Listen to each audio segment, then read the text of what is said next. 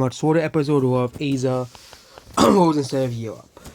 So next episode we're gonna have we're gonna have a massive event, but this will kind of be like the several events are gonna happen in this episode that will play into the next events. First is the Zenese Empire is going to go further this way up north, colonizing this area that no one has colonized before. Here. They'll also colonize this little lake here, which was discovered by the Zenese Empire, and they'll colonize this little lake here. Yeah. Also, they'll start a war in the southern part of China. The Zenese Empire expands towards Jetton, which was this civilization down here.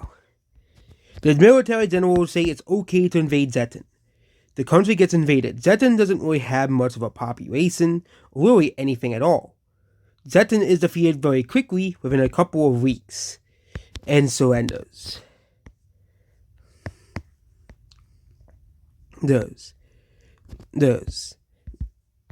Which means, and also they discover Hainan and occupy it, and colonize it.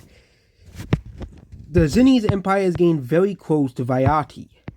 However, just like with the German barbarians, Vayati pushes back, or modern-day Vietnam. This causes the Zenese Empire's first major defeat.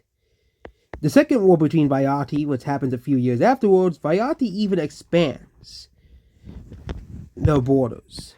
This causes the Zenese Empire to basically just abandon this area overall, or basically right here, and they also abandoned a little colony right there. This is the first major defeat for the Zenese Empire.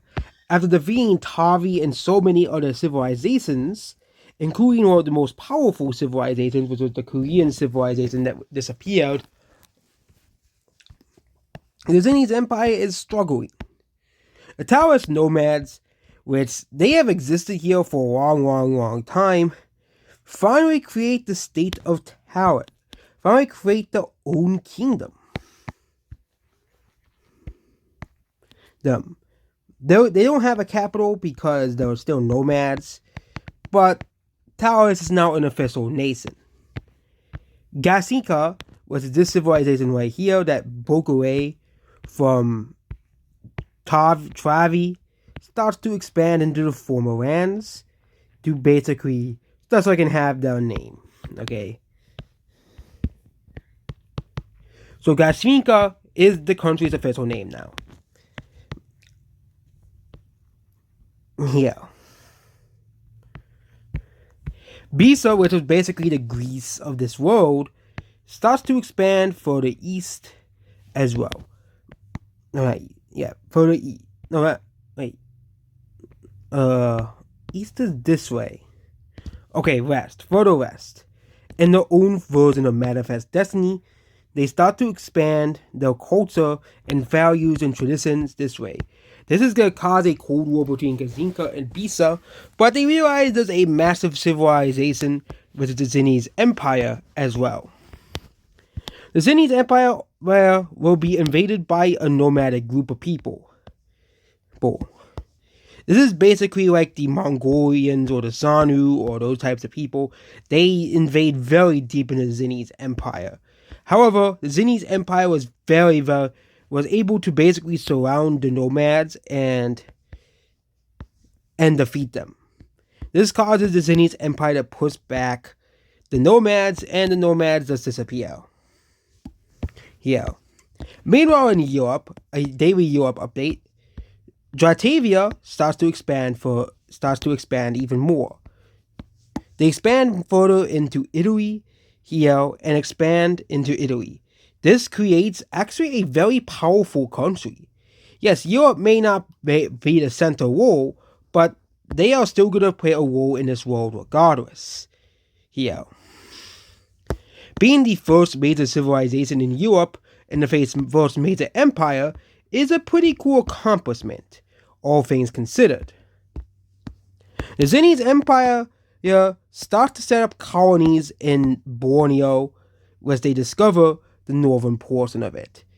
Here. This is a colony that is set up by the Zenese Empire and exists. We'll see if it survives. They also discover parts of Papua New Guinea and colonize this northern portion of Papua New Guinea. Caesar is worried that they'll be colonized, so they start to expand further into the Philippines as well. Well, the people what used to be mostly like Chinese-esque people now more match the people of the Philippines. And the Zenese ethnicity was basically just merged with the current Chinese ethnicity. Now mostly is associated with the Philippines as well. The Zenese Empire had enough of Tavi existing, basically on this island. So basically Tavi is wiped off the face of the earth and is forgotten forever. So, there were like 50,000 people total on the island, and they have been basically conquered. Yeah. But now let's focus on the rest of the world. I'm planning on making Popey a separate color. I realize that these countries are basically the same color. So there we go. Popey and Pentanovan are separate colors. However, Pentanovan and Gartana are two civilizations that we haven't really focused much on. Gartana will continue to expand.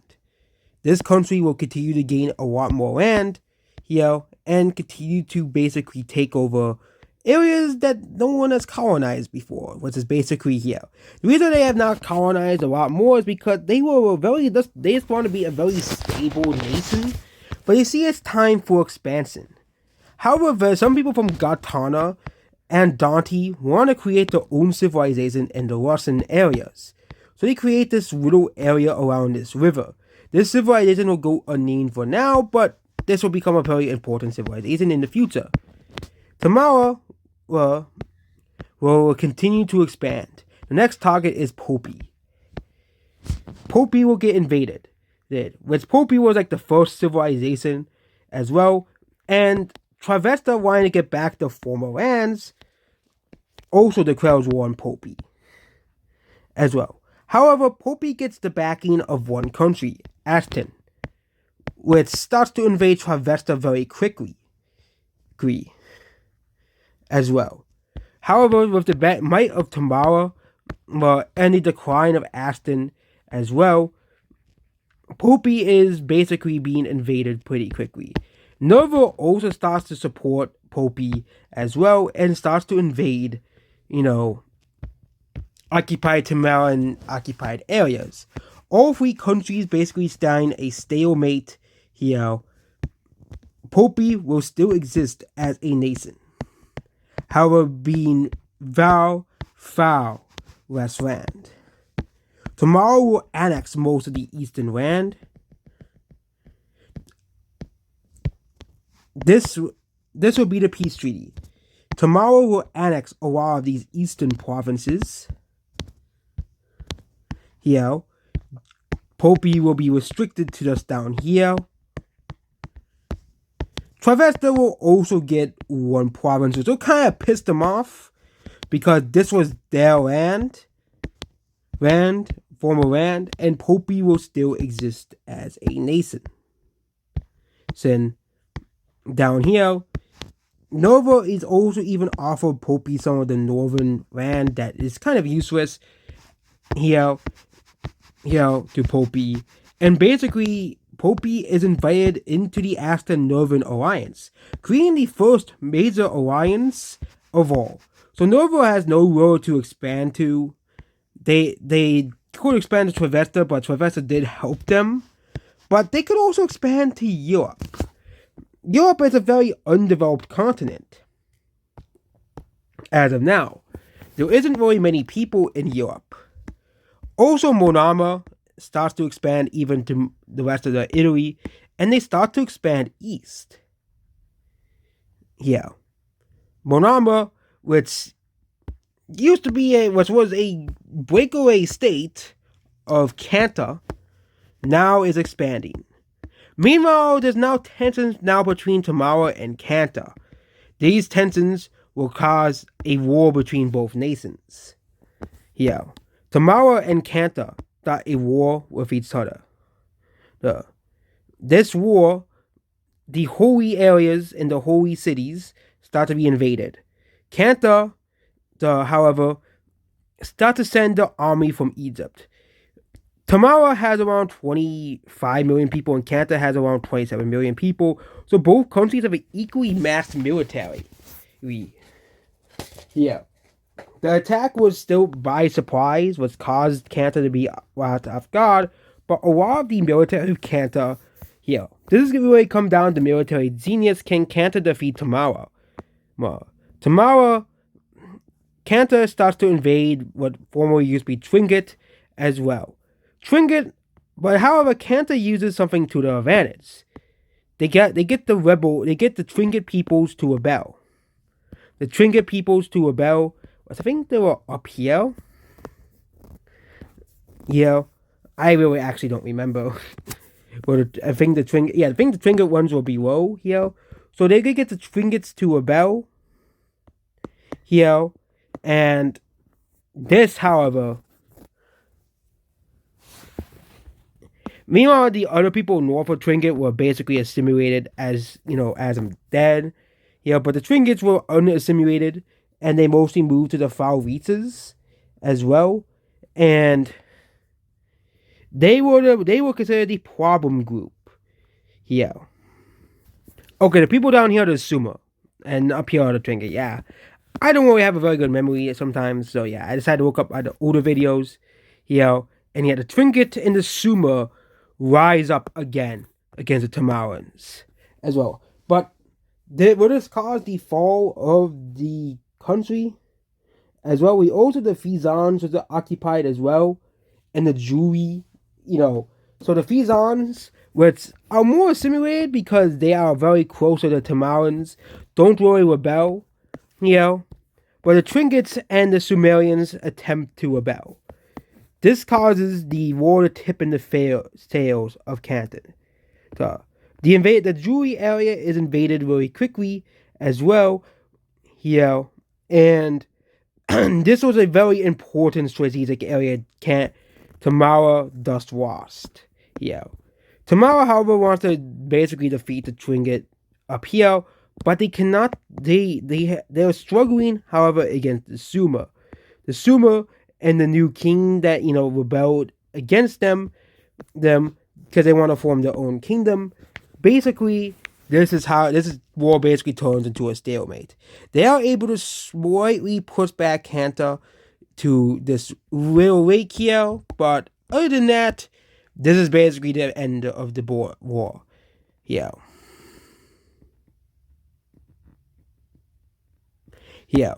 So basically, the peace treaty has been decided that this will be the border from now on. This will retain the lives of a couple million more people, and also the Sumer get their independence as well. Which is good for them. They are a small state on the borderlands. Tamara did lose a lot of land, but the trading settlements, however, are flourishing.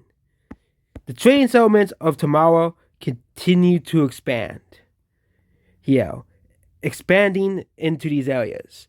Most of the people in these trading settlements are mostly of the mixed ethnicities of the Tamaran peoples, including most of the people in Tamara are Tamaran. These are Tamarans. These are Fizans. These are other ethnicities that are not really stated. These are Trinket. These are Jewry. And these are the Popi ethnicity. And these are other ethnicities that have not been really revealed here. So the one state that was annexed by Tamara does cease to exist, however, which was the Mazi. They were basically just assimilated and were forced to adopt the Tamaran lifestyle. They do exist in very, very small numbers, but most of the Mazi, however, the demographics of this colony will be 67% Tamaran, 20% other ethnicities. The other ethnicities that make up the Tamaran Empire, which is 87%. However, there'll be some immigration from Dratavia and Monama, which will make up another 7% of the population of both Monamans and Dratavia, and 5% and 3% from the Alpine, which is 97%, and 3% from all other civilizations, who also want, for example, Cantese, Astonese, Dantesan, Crecans, Asti, and people from the trading states, and there are even people as far as Binu, Nerva, the city-state here, Yami, and Azera, also taking the colonial route. Yeah.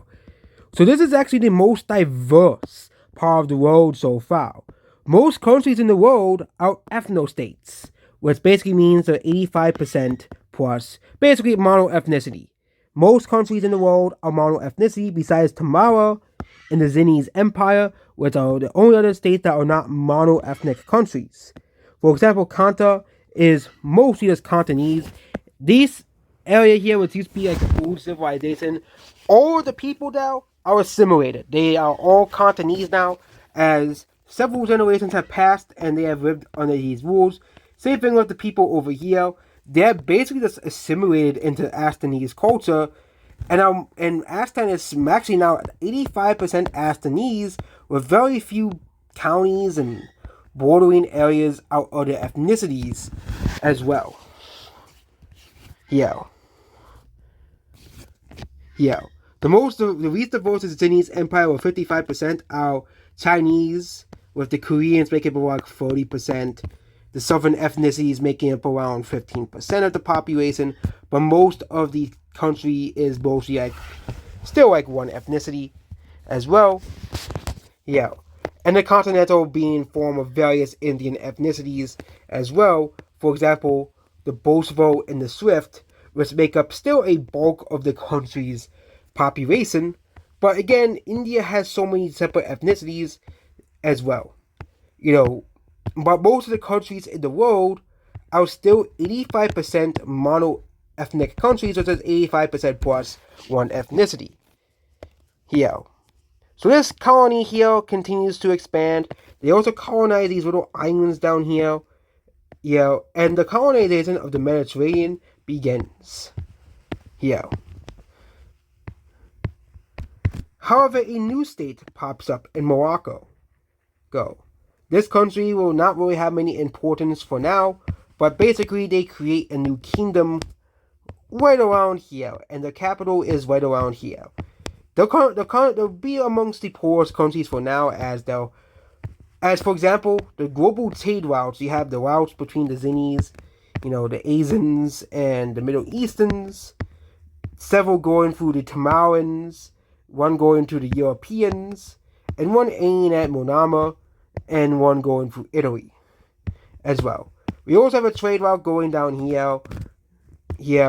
A trade route going Pentanovan and Travasta, and these countries are not really connected to the rest of the world. We have trade routes going to the continental, and we have another trade route going down here through all these countries right here. And also we have the trade route to Korea. This is basically the global trade routes. Europe is now interconnected to the trade route, but basically this part of the world is not, and East Africa is not. So East Africa and the other parts of the world are not really connected. Also, the new Swift civilization, which is mostly ethnic Swift people, are now a part of the trade route as well. And same thing with the little Bangkok civilization down here. And a lot of the continental major cities are also connected to the trade route, making the connections even bigger. And really, countries that are not connected to the trade route, like Yami, Azera, Samui, Christie, and this country right here, they are very, very poor nations, save for the Japanese nations in Sizu and Zavi, because these countries are not really connected to any trade routes as well.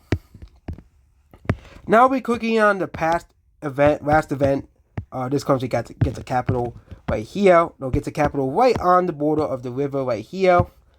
But the last major event is right here. So Dante basically enters a civil war against the people in the Crimean Peninsula.